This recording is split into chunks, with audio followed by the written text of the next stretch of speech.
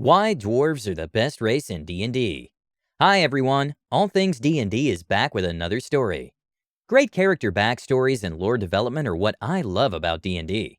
This is a great example of just that. Listen and tell us your characters' backstories. Of all the races of D&D, there's one I love for reasons completely apart from D&D lore. Dwarves. This is almost entirely due to my love and fascination with Warhammer Fantasy Dwarves.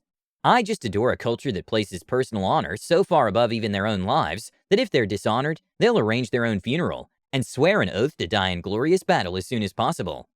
Now, while honor systems and ancestry are part of D&D Dwarves, Warhammer levels of honor fanaticism aren't really there. Until I created Traff Winterbane.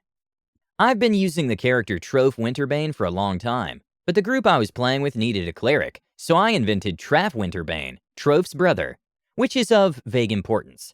Traff has many stories, but this one here is a big one we really enjoyed.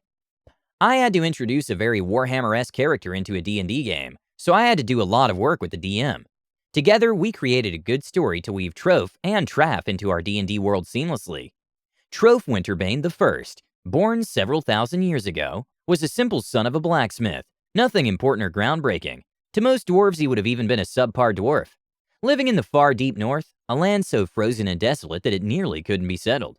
So a few dozen dwarves generations back, when a great clan moved in and tried to tame these wild lands, they eventually became rather disconnected and unable to mingle with other clans and kingdoms.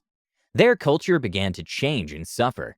The outside was so unforgiving that most dwarves didn't even bother going to the surface. They became far more concerned with improving upon their own civilized culture. This created a dwarven peoples who were remarkably full of themselves and physically weak. Feeling the need to leave behind their roots and focus on being something new, these dwarves indulged in sophistication and shamefully became far, far more like high elves than like proper dwarves.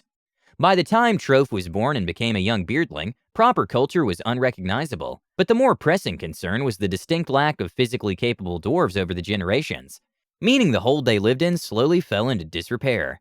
Powerful storms and earthquakes collapsed great halls and made the vast underground city of a hold smaller and smaller with each generation.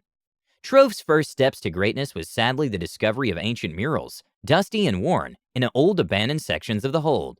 The old dwarven ways inspired him, made him understand the greatness his people once held. His ancestors were warriors and conquerors. They took this desolate frozen hell because others thought they couldn't. It was proof of their strength and stubbornness, proof of their might. A fire was lit in his heart, a fire the likes that his kind had not seen in 1,000 years, and he was forever changed. Granted, he quickly became a social pariah, but in a few very short years, his world turned on its own head. An ancient hallway had broken open to one large corner of the hold. But before the dwarves could try and seal off even more of their home, handing it over to the elements, frost trolls rushed through the gap for a bearded snack. As the prissy older dwarves ran for their lives, one set of short legs carried a brave young dwarf towards the enemy, wielding only an ancient and far out-of-service hammer. Trofe charged the trolls, and before every last one of the dwarves there, he personally killed every last intruding troll. We were once a great clan. We commanded this keep. Not just the ruined foolery you see here now. Old feeble dwarves running like pompous elves tripping over their robes to flee from dumb animals. He paused to heft the crushed skull of the dead troll. We are descended from warriors, and the most noble and brave warriors. Dwarves a full century older than you dying in honorable combat. We are descended from those who knew that a death from the hand of time was a shameful waste. And here we are, where a dwarf nearly 3 centuries your minor must defend you. I will not stand for this. This is our keep, our ancestral home. His words rang true and cut deep, causing a divide in the older dwarves. Almost none had ever even held an axe before in their lives, but while it was never publicly spoken, there were shredded remains of their ancestral pride left, and those who preferred to hide versus those who were properly moved by what they witnessed. What many considered a child saving them. Their shame forced their hand, and they moved to join him. In less than an hour, these stuffy nobles stood awkwardly holding improvised weapons to guard the hole in their halls, as Trofe and what few were healthy and still young enough to survive outside left to viciously and most likely foolishly reclaim the rest of the hold. The divide between the current culture and those overwhelmed with the smack of reality and shame Trofe had brought them slowly began to close as the hours passed without Trofe's return. Hours turned to days, and slowly as the group began to debate, the choice to seal the breach in their hall began to gain support. It was beginning to look like Trofe was simply a foolish young dwarf who rushed off to his death in the cold, unforgiving wilderness. But just as the last and most stubborn of the dwarves were ready to roll with their improvised weapons against the other elders, a horn sounded, rising from over the howling wind. Staring in wonder through the whipping icy blizzard, they saw it, the visage of a king, a true dwarf, followed not only by a great many grizzled battle-ready warriors, but all those there that day swore they saw their ancestors striding beside the dwarf leading the way. Clad in ancient magical rumed armor, hefting an ancient great hammer, even the most stubborn and opposed dwarf fell to his knees, as Trofe, the tamer of the winter storms, the bane of winter itself, stepped into the hall. In his absence, he had found lost dwarves in the cut-off sections of the hold. Uniting with these less than weak dwarves, he led them into battle to push the infestation of ice trolls from the highest sections of the hold and reclaim the old treasure hall. The truth is lost to history, but it was claimed that the ancestors who first settled the land saw him and deemed him the only true dwarf, and told him where to find the crown of the deep north, within the treasured hoard. Crowning him king and charging him with the restoration of their ancient and proud heritage, a new tradition was born from this king of winters. Every generation, the firstborn son of the new lineage of kings, the Winterbanes, would be given the name of the first Winterbane and be charged with going out, leaving his home to become more than he was, and returning more worthy than when he left. Trofe Winterbane, in the present, is on his traditional quest. Traff, however, the youngest of Trofe's brothers, the fifth in line for the throne, desired to be a master blacksmith and serve Moradin, or as he's known in the north, Smendir. Traff works to become a proper forge cleric and travel south. The bloodlines of the deep north are a little muddled after so many generations cut off from the greater dwarven society, and he would understandably like to have a wife he's not related to. So far too far down the totem pole to become a noble, and far too young to be taken seriously in his home, he ventured to the south and joined up with a guild for adventuring. However, his upbringing brought him many trials he was unprepared for.